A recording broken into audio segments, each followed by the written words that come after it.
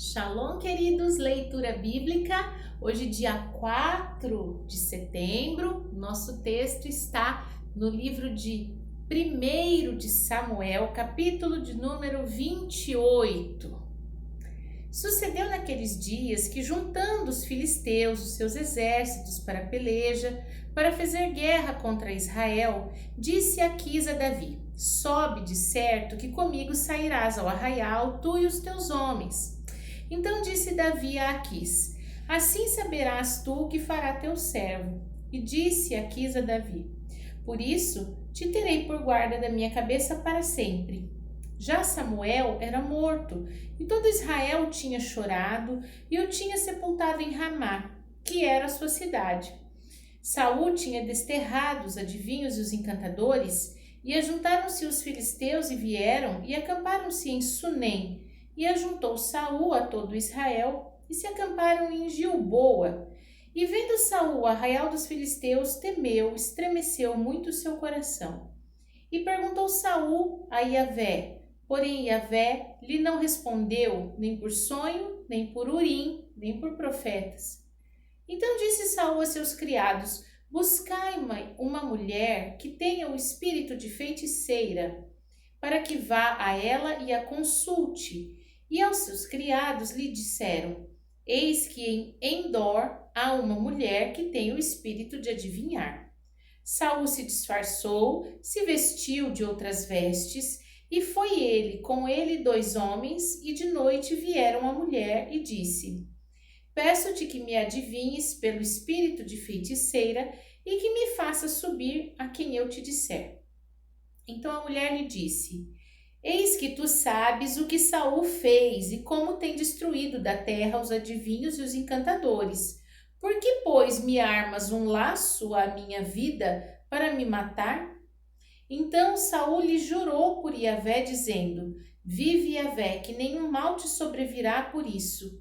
A mulher então lhe disse: a quem te farei subir? E disse ele: faze-me subir a Samuel.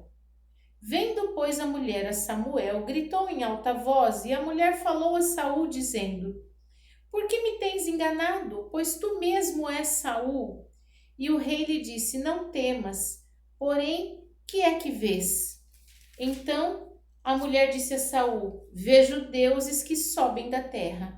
E lhe disse: como é sua figura? Disse ela: vem subindo um homem ancião, está envolto numa capa. Entendendo Saul que era Samuel, inclinou-se com o rosto em terra e se prostrou. Samuel disse a Saul: por que me desinquietaste, fazendo-me subir? Então disse Saul: muito angustiado estou, porque os filisteus guerreiam contra mim, e Deus se tem desviado de mim e não me respondes mais, nem pelo ministério dos profetas, nem por sonhos. Por isso te chamei a ti, para que me faças saber o que hei de fazer. Então disse Samuel: por que, pois, a mim me perguntas, visto que Iavé te tem desamparado e se tem feito teu inimigo? Porque Iavé tem feito para contigo como pela minha boca te disse, e Iavé tem rasgado o reino da tua mão e tem dado ao teu companheiro Davi. Como tu não deste ouvidos à voz de Iavé e não executaste o fervor da sua ira contra Amaleque, por isso Iavé te fez hoje isso. E Iavé entregará também a Israel contigo na mão dos filisteus, e amanhã tu e teus filhos estareis comigo. E o arraial de Israel e Iavé entregará na mão dos filisteus. Imediatamente Saul caiu estendido por terra e grandemente temeu por causa daquelas palavras de Samuel. E não houve força nele, porque não tinha comido pão todo aquele dia e toda aquela noite. Então veio a mulher a Saul e, vendo que estava tão perturbado, disse-lhe: eis que deu ouvidos a tua criada à tua voz, e pus a minha vida na minha mão, e ouvi as palavras que disseste. Agora, pois, ouve também tu as palavras da tua serva, e porei um bocado de pão diante de ti. Come, para que tenhas força para te pôres a caminho. Porém ele o recusou e disse: não comerei. Porém os criados e a mulher o constrangeram, e deu ouvidos à sua voz. E levantou-se do chão, se assentou sobre uma cama. E tinha a mulher em casa uma bezerra cevada. Se apressou e a degolou, tomou farinha, a amassou e cozeu bolos asmos. E os trouxe diante de Saul e de seus criados e comeram. Depois levantaram-se e se foram naquela mesma noite. Primeira aos Coríntios, capítulo de número 9. Não sou eu apóstolo? Não sou livre? Não vi eu a Jesus Cristo, Senhor nosso? Não sois vós a minha obra no Senhor? Se eu não sou apóstolo para os outros, a menos o sou para vós, porque vós sois o selo do meu apostolado no Senhor. Esta é a minha defesa para os que me condenam. Não temos nós direito de comer e de beber? Não temos nós direito de levar conosco uma mulher irmã, como também os demais apóstolos e os irmãos do Senhor e Cefas? Ou só eu e Barnabé não temos o direito de deixar de trabalhar? Quem jamais milita à sua própria custa? Quem planta a vinha e não come do seu fruto? Ou quem apacenta o gado e não come do leite do gado? Digo eu isso segundo os homens? Ou não diz a lei também o mesmo?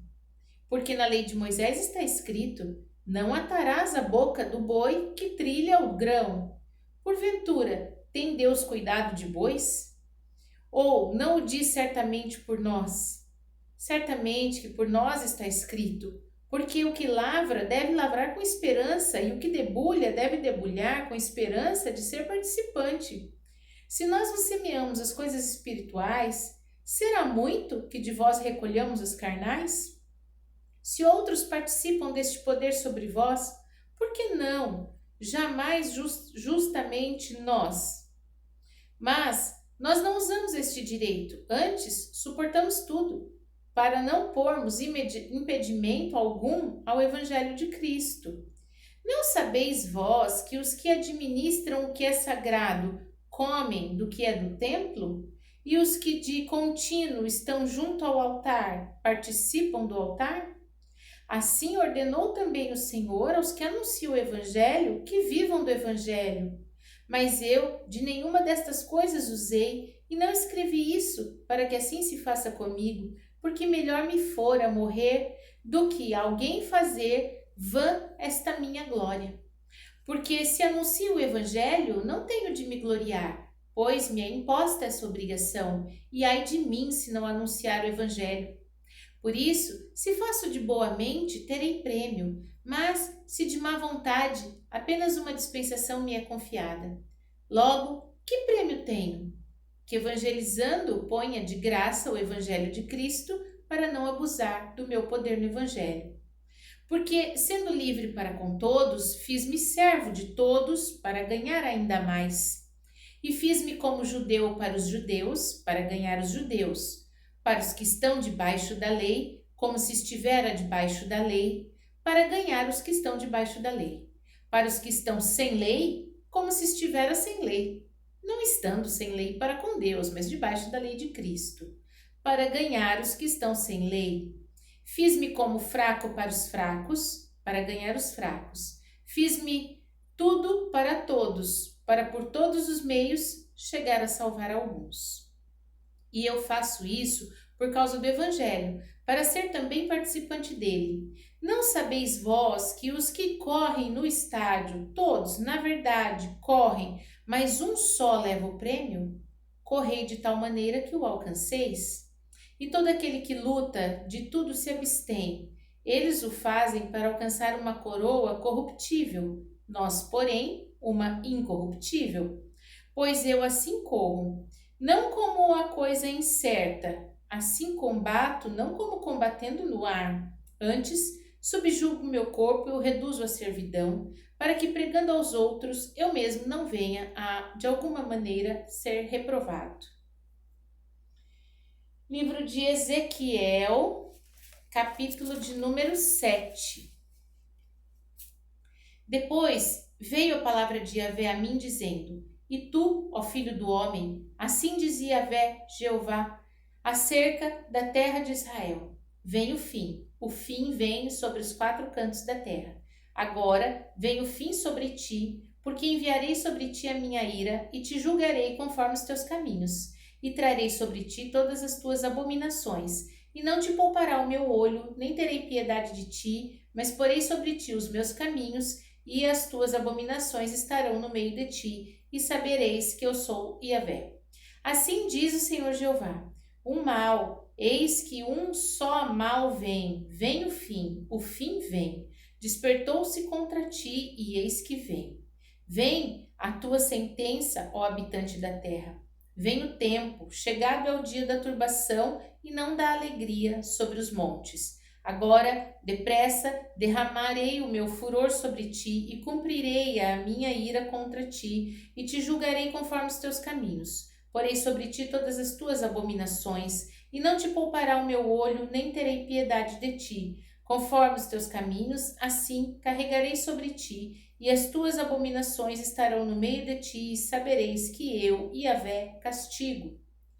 Eis aqui o dia, eis que vem, veio a tua ruína, já floresceu a vara, reverdeceu a soberba, a violência se levantou em vara de impiedade, nada restará deles, nem da sua multidão, nem do seu arruído, nem haverá lamentação por eles. Vem o tempo, é chegado o dia. O que compra, não se alegre, e o que vende, não se entristeça, porque a ira ardente está sobre toda a multidão deles. Porque o que vende não tornará a possuir o que vendeu, ainda que esteja sobre os viventes, porque a visão não tornará para trás sobre toda a sua multidão, nem ninguém fortalecerá a sua vida com a sua iniquidade. Tocaram a trombeta e tudo prepararam, mas não há quem vá à peleja, porque sobre toda a sua multidão está a minha ardente ira. Fora está a espada, e dentro a peste e a fome. O que estiver no campo morrerá a espada, e o que estiver na cidade, a fome e a peste o consumirão. E só escaparão os que deles se escaparem, mas estarão pelos montes como pombas pelos vales, todos gemendo, cada um por causa da sua maldade. Todas as mãos se enfraquecerão, e todos os joelhos destilarão águas.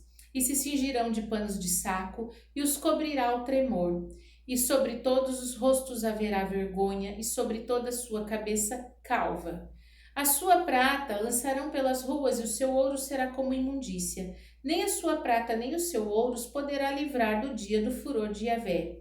Eles não fartarão a sua alma, nem lhes encherão as entranhas, porque isso foi o tropeço da sua maldade. A glória do seu ornamento ele a pôs em magnificência, mas fizeram nela imagens das suas abominações e coisas detestáveis. Por isso eu a tornei para eles como coisa imunda. E será entregue na mão dos estranhos por presa e aos ímpios da terra por despojo, e a profanarão, e desviarei deles o rosto e profanarão o meu lugar oculto, porque entrarão nele saqueadores e o profanarão.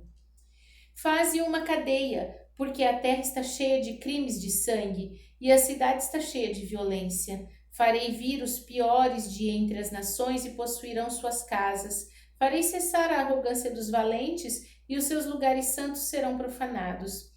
Vem a destruição e eles buscarão a paz, mas não há nenhuma. Miséria sobre miséria virá, e se levantará rumor sobre rumor. Então buscarão do profeta uma visão, mas do sacerdote perecerá a lei, e dos anciãos o conselho. O rei se lamentará, e o príncipe se vestirá de amargura, e as mãos do povo da terra se molestarão, conforme o seu caminho lhes farei, e com os seus juízos os julgarei, e saberão que eu sou Yahvé. Amém? Vimos então os nossos textos do dia de hoje, em 1 de Samuel, no capítulo 28, que quando Deus não responde às orações, é uma oportunidade para aprender a depender do Senhor, a confiar nele, esperar em Deus mesmo quando ele fica em silêncio. Toda vez que nós buscamos alternativas de respostas, que não seja uma resposta do Senhor, nós abrimos a porta para a desobediência e com a desobediência vem a maldição. Então, o que Deus nos deixa bem claro nessa passagem é que nós precisamos aprender a confiar em Deus e entender que tudo que Ele fala, Ele não mente, Ele não volta atrás. Se Deus já te disse alguma coisa, não pergunte duas vezes. Deus já havia dito para Saul que o reino seria tomado de sua mão. Não era necessário ficar consultando ninguém para saber disso, já estava claro. Então nós precisamos aceitar aquilo que o Senhor já preparou e esperar nele. E em 1 aos Coríntios, no capítulo 9, nós vimos que Paulo tinha muita clareza sobre o seu papel, muita consciência do que ele devia fazer e também muito orgulho por ter cumprido o seu papel e a sua devoção, mesmo sem recompensa nenhuma. Muita gente hoje está muito mais preocupada em requerer de Deus os seus direitos como filho de Deus, mesmo sem cumprir os seus deveres como filhos de Deus. Então, nós precisamos nos lembrar que os nossos direitos virão, nos alcançarão quando nós cumprirmos os nossos deveres, porque toda bênção é decorrente da obediência. E em Ezequiel, no capítulo 7, nós vimos aqui como é interessante que o profeta tinha estrutura para anunciar tantas coisas ruins, para anunciar tanta destruição, tanta tragédia, como ele ainda conseguia falar. Mas é porque nos capítulos anteriores nós vimos que por 4 vezes, bem no início do livro, ele fala: o Espírito do Senhor me pôs de pé e falou comigo. Quando o Senhor nos coloca de pé e fala conosco, mesmo que a nossa tarefa seja difícil como essa do profeta, mesmo que a nossa tarefa seja árdua, nós conseguiremos cumpri-las, porque aquele que nos pôs de pé, ele é o mesmo que nos sustenta. Amém? Vamos orar? Pai Santo, bendito, maravilhoso, fiel, justo, perfeito, Tu és o amado, Pai. E nós declaramos diante de Ti que queremos viver uma vida sustentada pelo Senhor. Que o Senhor nos coloque em pé quando nós estivermos prostrados e nos sustente a cumprir o nosso papel, cumprir o nosso dever de filho de Deus, para que ao final haja a recompensa de compartilhar da glória do Senhor nos céus dos céus.